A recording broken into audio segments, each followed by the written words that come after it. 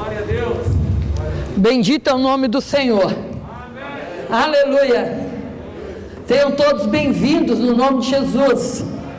Amém. Quem está feliz aí? Quem está feliz com Jesus, diga glória a Deus. Ok. Gente, hoje nós estaremos dando encerramento à série de mensagens sobre Deus. E na próxima semana nós vamos começar aqui uma série de mensagens, a vida após pandemia, vida pós-pandemia. Amém? Vamos aprender a tocar a vida para frente, a reconstruir o que precisa de ser reconstruído, e será uma benção. Então eu convido vocês a participarem. Nessa série sobre Deus, na primeira mensagem foi a transcendência e imanência de Deus, a segunda, porque Deus não pode mudar, a terceira, a misericórdia de Deus, e hoje nós iremos falar sobre a santidade de Deus. Amém? Abra sua Bíblia comigo, Isaías 57. As crianças poderão subir, né? Tem poucas crianças aqui, mas as que estão poderão subir.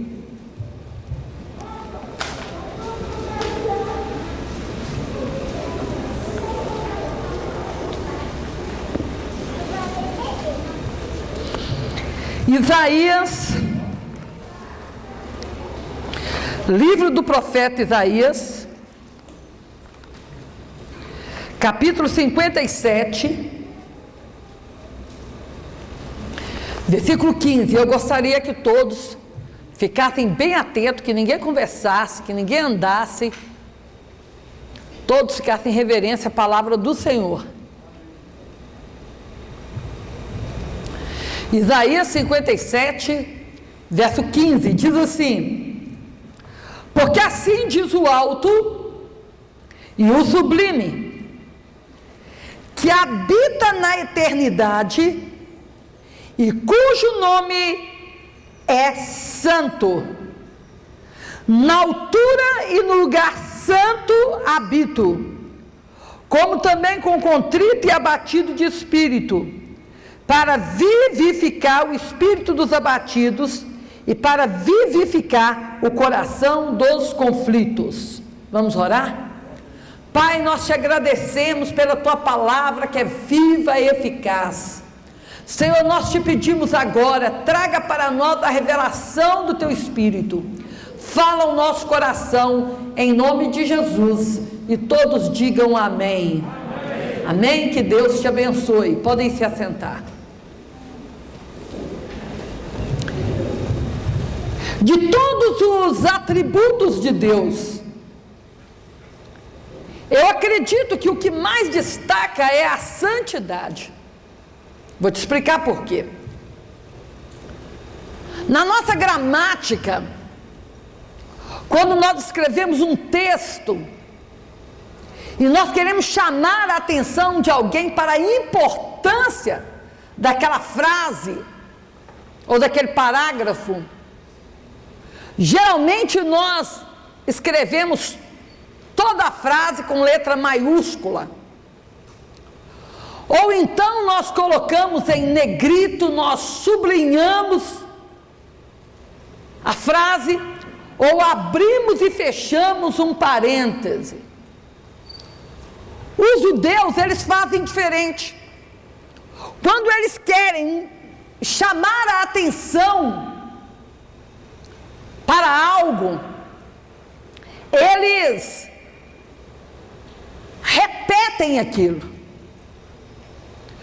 É por isso que Jesus, de vez em quando, usava aquele termo, em verdade te digo. Todas as vezes que Jesus falava assim, em verdade te digo, ele estava querendo demonstrar a importância da frase que ele estava dizendo. Ele estava chamando a atenção para aquilo que ele estava falando. Bom, a Bíblia diz que Deus é justo, mas em nenhum momento na Bíblia você vai ler Deus é justo, justo e justo. Deus é bom, mas você nunca vai encontrar um um versículo na Bíblia que esteja escrito: Deus é bom, bom e bom. Deus é fiel, mas você também não vai ler na Bíblia que Deus é fiel, fiel e fiel. Mas de Gênesis a Apocalipse você vai ler que Deus é santo, santo e santo.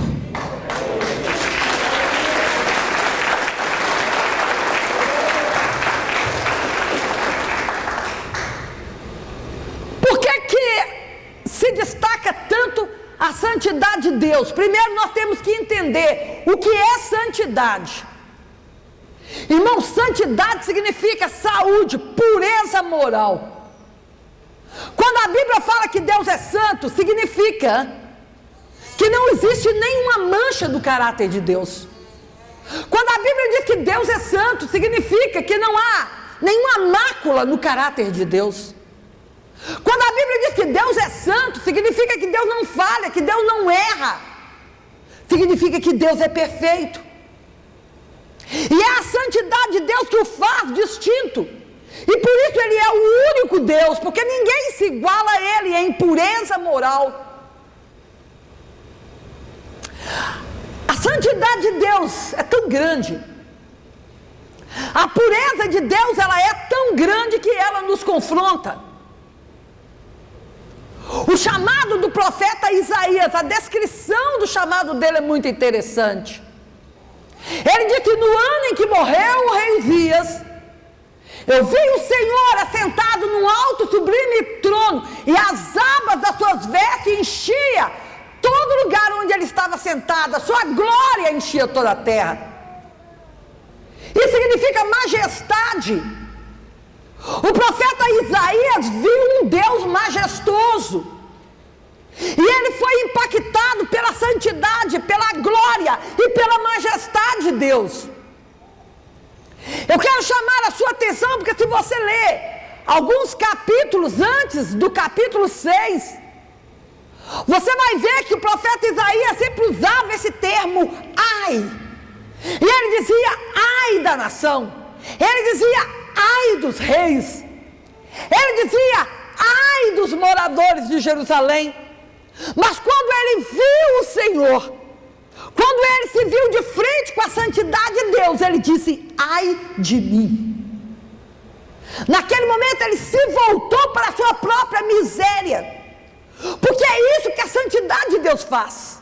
Quando nós estamos de frente à santidade de Deus, nós enxergamos as nossas misérias. A santidade de Deus nos faz entender que as nossas justiças são trapos de imundície. A santidade de Deus, ela detona todos os nossos argumentos, todas as nossas justificativas.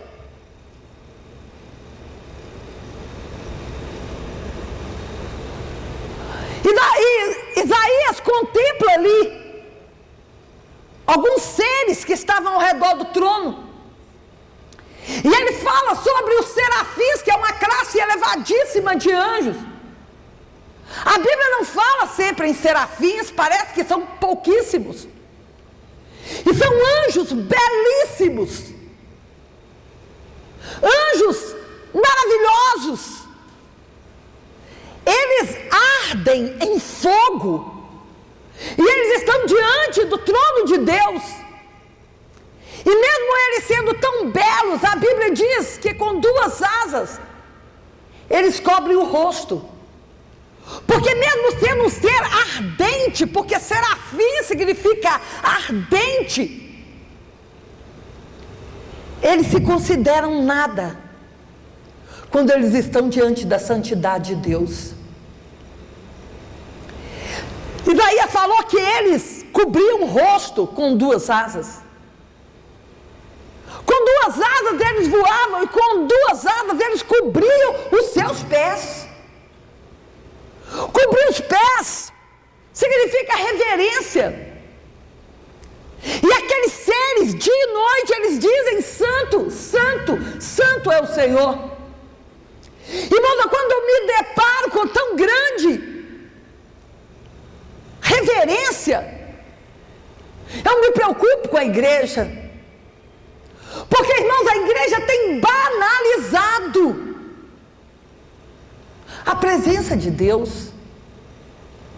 A igreja tem banalizado a santidade de Deus.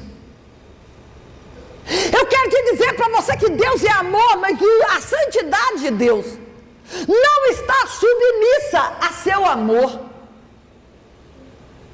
Deus ama o pecador, mas esse Deus, ele não pode tolerar o pecado.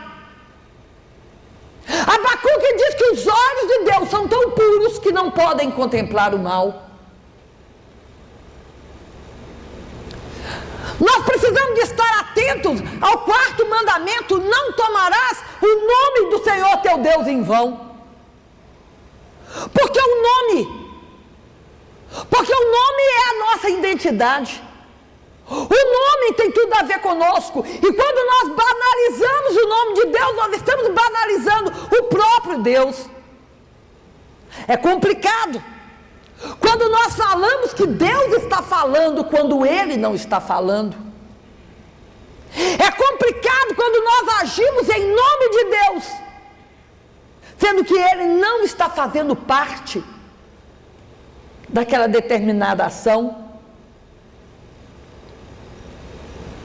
O quarto mandamento: não tomarás o nome do teu Deus em vão. E os judeus eram muito por isso, tanto que eles nunca dizem Yahvé, eles falam Adonai, Senhor, por causa da reverência que eles possuem ao nome de Deus. Me choca quando eu vejo piadinhas com o nome de Deus. Me choca quando eu vejo as pessoas se referirem a Deus sem o devido temor e tremor. Irmão, Deus é sério. E nós precisamos de levar Deus a sério. O Evangelho é sério. A Bíblia fala sobre 2 filhos de Arão que foram consumidos porque colocaram fogo estranho no altar. Alguém dizem que aqueles homens estavam bêbados. E eles foram consumidos pelo fogo de Deus. É muito sério. Os próprios serafins, eles reverenciam a presença de Deus.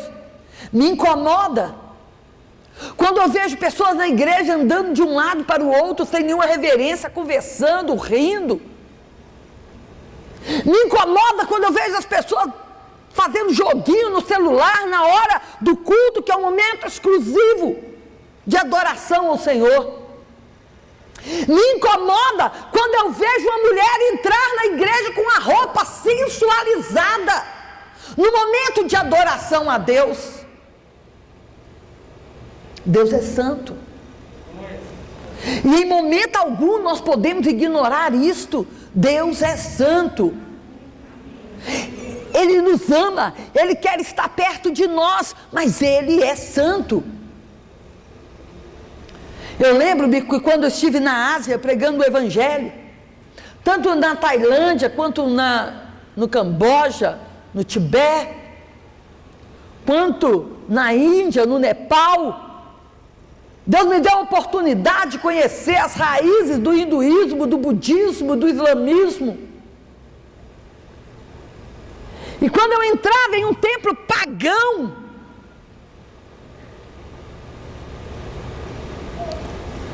e eu estava ali com a calça jeans, com a blusa de malha, e muitas vezes para entrar ali era necessário colocar um charle para tapar os braços, o antebraço, e amarrar um pano para tapar os quadris, porque você não pode entrar naquele templo de qualquer maneira. E às vezes eu vejo pessoas vestindo roupas sensualizadas dentro da casa de Deus, sem nenhum temor.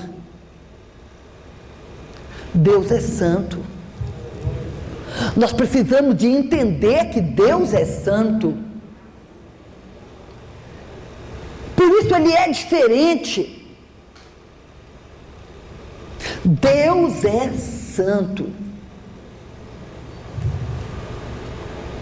E nós precisamos de temer e tremer diante dEle. Como que um Deus tão santo, nós podemos aproximar dele. Foi por isso que ele enviou Jesus. E nós não podemos de forma alguma banalizar o sacrifício da cruz. Irmãos, haverá condenação para quem banalizar o sacrifício perfeito de Cristo. O que aconteceu na cruz foi muito sério. E todos que rejeitarem o sacrifício de Jesus ou escarnecerem do sacrifício de Jesus serão condenados. Eu tenho pena do que irá acontecer com aquele pessoal da Porta dos Fundos, com o que irá acontecer com as pessoas que naquele carnaval vilipendiaram o sacrifício de Jesus. Não pode fazer isto. Mas eles ainda vivem no tempo da ignorância, eles vivem na cegueira espiritual, mas você não. Você já conhece a palavra de Deus, você já sabe quem é Jesus, você sabe a importância do sacrifício da cruz. Nós não podemos desmoralizar esse sacrifício, nós não podemos subestimar esse sacrifício, nós não podemos banalizar. A Bíblia diz no livro de Hebreus que é como se nós estivéssemos pisando no sangue de Jesus e crucificando ele novamente.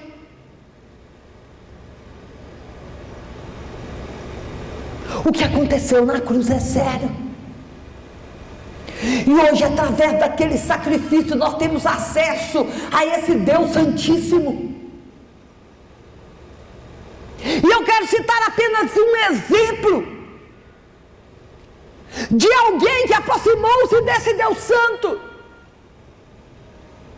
Eu quero falar sobre a mulher que tinha um fluxo de sangue durante 12 anos. E um dia ela falou: se eu tão somente tocar nas orlas do vestido de Jesus, eu serei curada. E a Bíblia diz que ela tocou nas vestes de Jesus. E quando ela tocou, saiu virtude. E ela foi curada. E Jesus falou: alguém me tocou, porque de mim saiu virtude. E a Bíblia diz que aquela mulher apareceu diante de Jesus temendo e tremendo e disse: fui eu, Senhor. Quando a Bíblia diz que aquela mulher tremeu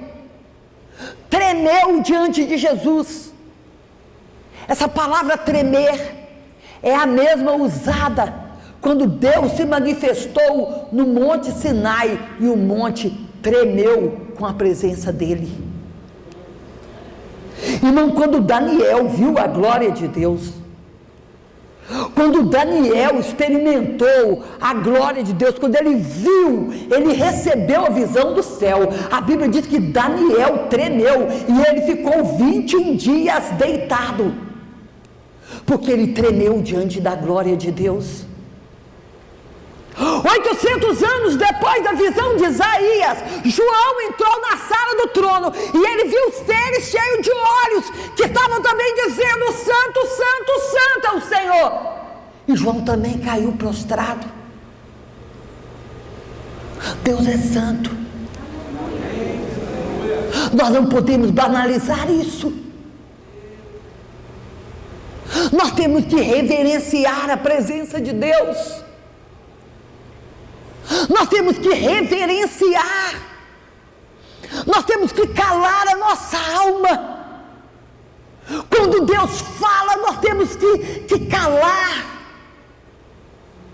Abacuque disse: Deus veio de Temã e os montes se derretiam debaixo dos seus pés. O salmista disse: Deus veio voando sobre as asas do vento. Esse é o Deus que nós amamos, esse é o Deus que nós servimos, um Deus que é santo, um Deus de majestade. E nós temos que guardar os nossos pés diante dele. E nós temos que guardar a nossa língua, os nossos lábios diante dele. Porque ele é santo. Santo. Santo e santo. A Bíblia diz que o seu trono está firmado sobre justiça e sobre verdade. Ninguém se iguala a ele.